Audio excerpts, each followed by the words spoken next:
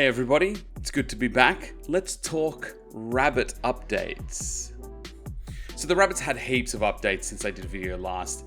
I want to talk to all of them as much as I can, but I'm not sure I can do each of them justice or as much justice as they deserve. So I'm just going to try to encapsulate most of them in this update here. One really important one of the last videos I did was about the intern. And that obviously, I think, probably enabled a bunch of different features for a lot of people that they were looking for on the R1. And I think I'm going to largely ignore the intern as it is right now. I do not have a subscription for the intern, so I can't really experiment too much with it myself, and that sort of puts a little bit of a roadblock to it. What I can say is I do have some unused tasks, and I'm going to use some of those in some videos to, explore things like creations with you. But look, I'm getting ahead of myself. Let's go back to the basics. Let's talk R1 updates. So one of the biggest things that have changed is obviously the user interface. I think for a lot of us, the old interface, it was nice, clean, simple, but it could be difficult sometimes to know when you were doing one thing or another. Did it understand that I wanted the recording? Did it get that I'm looking for the photo? Did it understand I'm doing X, Y, Z, whatever it is? This new UI definitely changes that, at least in my opinion, and it puts you in a position of really understanding what it is I'm doing when I'm doing it. So one big thing I want to talk about here is the touchscreen is enabled. So you can swipe down and you've got your settings, your brightness and your volume right here. You've got camera, text input, lock screen, and settings, and obviously the Wi-Fi and the mobile signal if you've got it, battery and time indicator. That's a huge jump in my opinion. The touchscreen is not the best touchscreen in the market, but the wheel still works as well. While I enjoy the swipe down, I wouldn't mind just a scroll down to get it as well. You'll see here if we swipe up, we have all of these sweet cards. So again, this references all essentially the basic features of the R1, I would say. So, when you look at it and you say camera, the magic gallery, the timer, translator, recorder, the arcade, reminders, alarms, settings, creations, and interns, which we'll get into that a little bit later. This card deck layout thing is actually really intuitive in my opinion. It feels good, it looks right. So I think that they've really hit the mark there. And again, here's a little bit of a demo of that touchscreen thing. It's reasonably responsive, but obviously it's not its main feature, so I'm not really upset about it. Whereas if you see the difference here, the scroll wheel feels a little bit more on point. I don't know. That's my opinion. So again, when you bring up the camera, it opens up the card and you can do what you're going to do with it. You can take your photo. It does its thing. Let's say I go back. You'll see here, when I scroll down, the card is actually up here because that's the application that was last open. To get rid of that, you simply swipe it to the side. Pretty straightforward, pretty good, simple, clean, easy UI. Now, something I wanted to talk about is one of the new features in terms of the conversation you have with it. Hey, how's it going? Hey Dave. So, I am doing well. if you take a look here, I can now mute it, stop it from making sound, which can definitely help in some of those really long conversations. But you'll see here at the bottom, I've got the camera, mute like I just used, and the text button. So when I do this and bring up the camera, this is now a photo, but in line with the conversation I was just having. So you can ensure that the conversation flows into that correctly, if that makes sense. You're giving it more context clues to what you're doing. Same thing goes if I'm doing typing, which then brings up the keyboard, which they've now sort of revamped and respaced a little bit. It's a lot easier to type here, and so you can continue the typing mode there. So I think that in and of itself made a nicer flow, and it sort of keeps that chat framework that people are used to from things like, I guess, from ChatGPT and Gemini, where I have a chat, we're talking about this one thing, and when I want to go to a new one, I start a new chat. And for this is an example, when I was done, if I'm done with this one, I'd hit back, go back to the main page. Can you tell me a little bit about the Teenage Mutant Ninja Turtles? And obviously I can bring the volume back, and it's Having a squiz at Teenage Mutant Ninja Turtles overview. and then we're back to a new chat with a new topic, and I can again put in some different context clues here, i.e. camera, text, whatever it is. I think that's really, really good. To me, anyway. So if we go back, I'm going to show you another couple quick cool things with the settings here. So here in the settings, you've got display, sound, Bluetooth, network, magic, and device. Sorry, I'm doing this through my phone, so it's a little bit tricky to see. It's some basic settings, the update, the time, the language, etc. The magic, which is probably the more interesting part, this is where you can customize the AI, so the voice, the UI, that kind of thing. It's how you can make sure the gallery is turned on the R1 itself. The memory, which is a feature we've spoken about once before, which you can check my other video if you'd like to see some more about that. The interface, which is the UI itself, and the magic voice, which is the voice of the R1. Again, done a couple videos on those in the past. Those get updated. You do that stuff in the rabbit hole, and you can turn that on and off straight from here. Outside of that, the rest of this is pretty straightforward. I think there's an auto sleep feature, which is somewhat new. That's helpful. In terms of sound, I think there's a way to turn off the sound effects. Yeah, that's it. So you can turn off the sound effects now, which, if you cared about the clicking or stuff like that, right? The clicking of the camera, that's really the only one I can think of. Bluetooth, you can set up your Bluetooth devices. Network is the same sort of thing, your Wi-Fi and your cellular. I currently don't have any SIM in this at the moment. I've not really needed it too much. And that's it for the settings. So that's pretty straightforward. This is my favorite hat, by the way. If you're still not playing the R1 Arcade, or you still haven't collected everything, then it's time to get on it. In the gallery, one of the really great features now, obviously, is seeing the camera stuff right here on the device, which I really, really enjoy. This makes the using it so much more interesting. I think here you can see the photo I just took. That's still popping the rabbit in there, and it's still sort of defaulted to the Ghibli style. I'm not 100% sure I'm on board with that all the way. It's a bit of a played out style. I think, if you're asking me, and tell me if I'm wrong, but I would prefer if I didn't give it a prompt, that it just gave me a random style every time. I don't think that the way that everybody just wants the Ghibli thing, and it was sort of a meme for a little while. There was Ghibli stuff all the time, and I get that they did it for that, and it sort of makes sense, but we've sort of drifted away from what they used to do, which was like for a month there would be one style.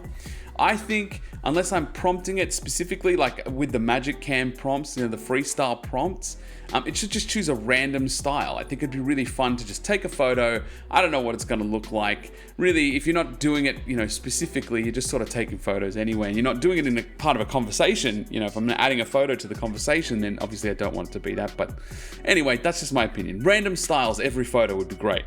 So I'll close that down. The timer is sort of, I think, a feature that not a lot of people were using, but it's a very smart timer, to be honest. You can tell it like, hey, set a timer for the exact amount of time it takes me to boil an egg, and then it will do that.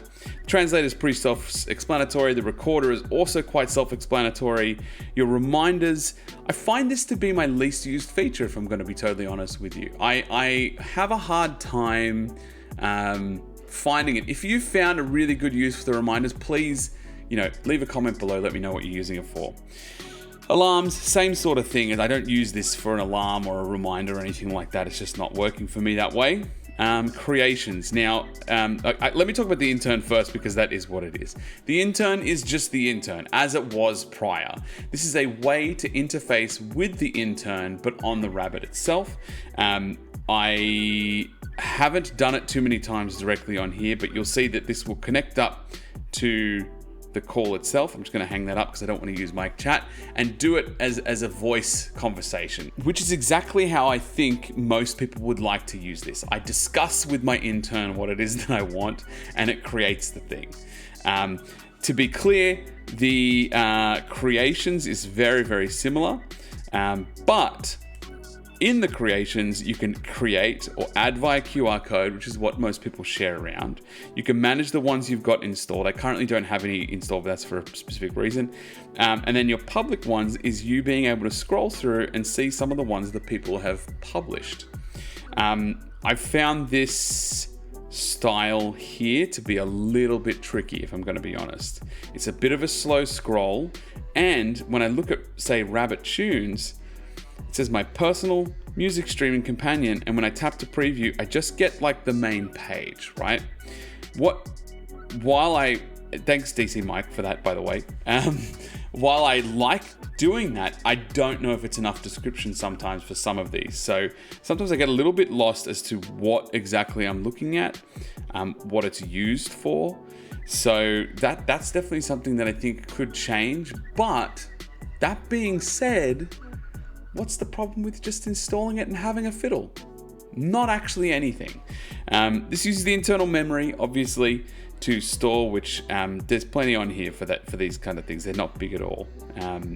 So I think it's reasonable to just float around with it, or hop on the Discord, look at what people have posted, or if you've got a place where people are listing these things, that are useful, pop that up. Let me see it. Pop it in the comments below. Show people where you're getting them from. Because I think a way to browse this, search by keyword, something like that, would be really helpful. And I think maybe in this, if I was just asking, or let's say I did it on the computer, right? Just to search for the QR codes. I did it on a website, just said, I'm looking for, music creation, visual style, creators, that kind of thing. And I click those two tags, or I type those two tags in, shows me those, I get the QR code, I install it, whatever it is. There's a lot of things that can be done. I'm obviously one person, just one man, and I don't dictate what happens here. So, again, it's just my opinion. But I've had a lot of fun playing around with some of these. Yeah, there's just a refresh feature on there, which helps. But I will say, I haven't seen this change all that much, and I'm not sure if it's doing it from the bottom down, if that makes sense, or if there's just a certain number, or are they rotating them? I'm not sure. I haven't seen this change too much. This is a perfect example actually here. Let me install this one. I'm a big Sleep Token fan myself. Sleep Token base game. Try to tap the third pulse. So I'm going to install that one here. Very quick to install. Very easy. And what happens, thanks Simon for this one, by the way. What happens is it just pops up here as a new card, Vessels Right. Here we are.